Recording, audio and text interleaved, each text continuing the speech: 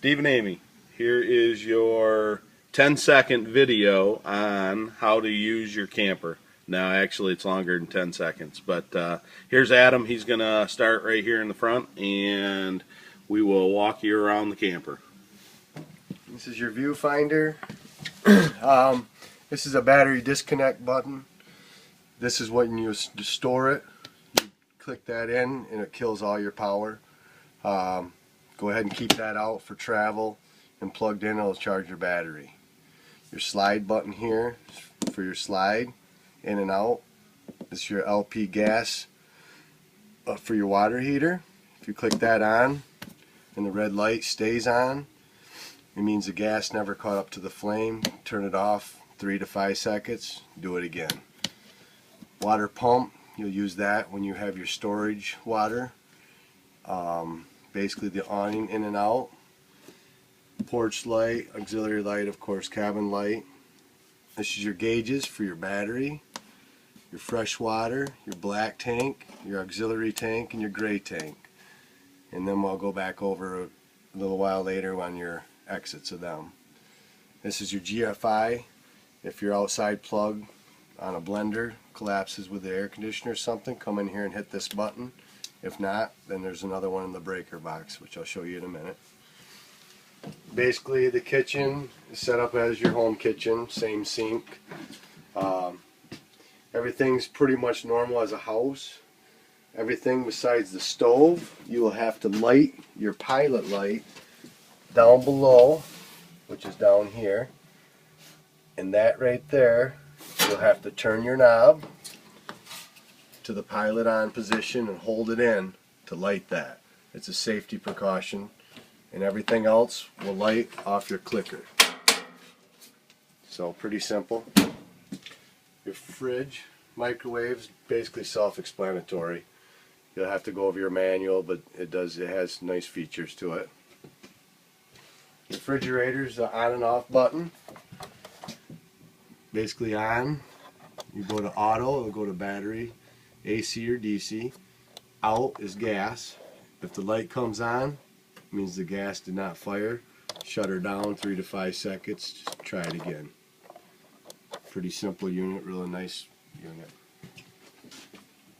Everything in here. You have a stereoless DVD player, CD player. You have different buttons for your speakers. You turn them on and off. Another thing you'll have a remote for and a manual. As we move back to the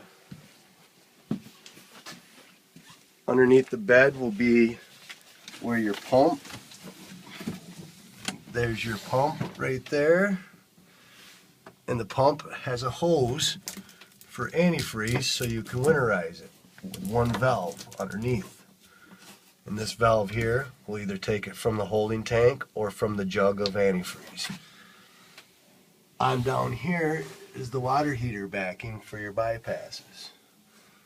Go for getting a good film. And this here are your shutoffs. And you'll have one down there. I believe that's it.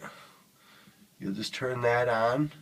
That's only bypass so you don't put your antifreeze in your tank, which is unnecessary because it has a gravity feed drain. Very simple. Two check valves to winterize. Okay, now we're going to move to the outside. Bathroom, pretty self-explanatory. Toilet, shower, and of course your bathroom sink. And going to do a walk around on the outside here. Going around the front. Basically, it's your up and down on your electric tongue. Real simple.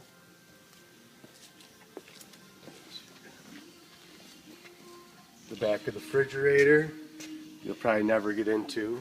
This is runs on 3 brains. And this is just, and that's just access for if we ever have to do anything to it, or if you ever have to have it serviced.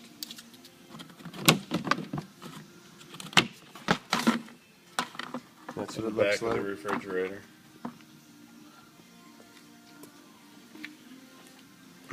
Black tank flush is when you're draining your tanks, your sewer tanks. That'll be a flush. You hook a hose into here, screws it right on, and just let that run until it comes out clean water from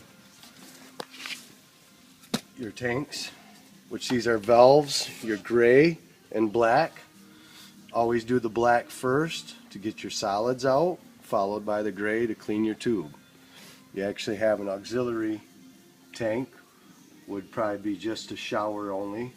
Kitchen sink. Kitchen sink, okay. And that too, just put that on next to flush out the tube more. And on those valves right there, the large valve is your black water, the smaller valve is your gray water, and they are color coded as well. You see the gray handle for gray water and then the black handle for black.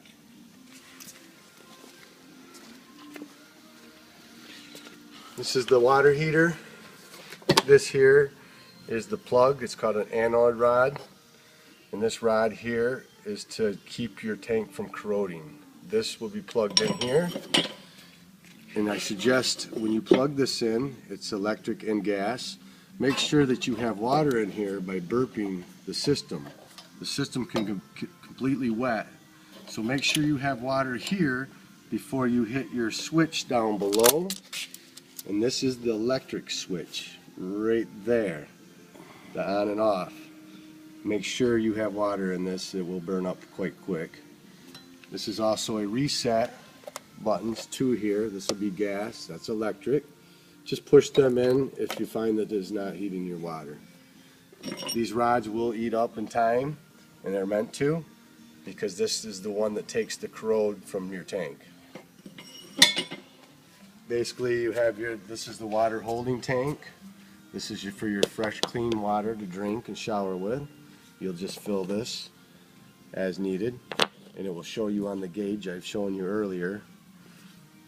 This is the city water connect, which you do not have to use your pump with. That's a direct feed from a garden hose.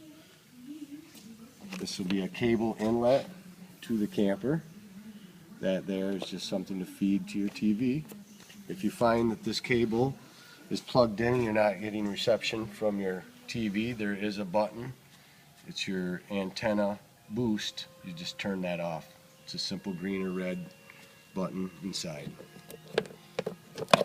Outside shower, we often call a dog wash. Hot and cold. Very nice to have that as a feature. In the back you have your LP tanks, which you have a regulator that has a gauge to point on which tank you'd like to use. Simply turn it on by turning it to the left, turn it on, turn it off by the right. One tank at a time I recommend, but you can turn them both on, they will self-feed, but you can just switch it simply by doing that. Retract and extend to your power track underneath. That'll help self-level the trailer, stabilize it. Basically storage, nice storage. Underneath here you have a quick connect for gas lines. You just simply pull that back, release the plug, connect your line, and turn it on. Pretty simple as far as that's for an outside grill, but it has to be RV recommended because it is regulated. Here's a feed, electrical feed, and a cable feed out, so you have an outside TV hooked up.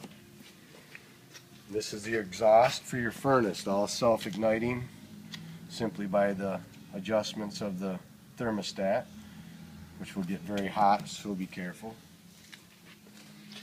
Going back inside of your thermostat,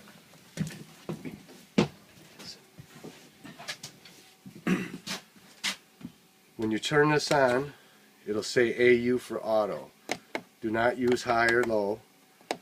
simply use the auto and adjust from there to cool or furnace, and you can change your temperatures at that point. Please leave it on auto. The brain in this will automatically know what you're going to. If for some reason this changes and you're wondering why it says cool 13, it went to metric, just simply do a positive negative, it'll turn it back to the Fahrenheit.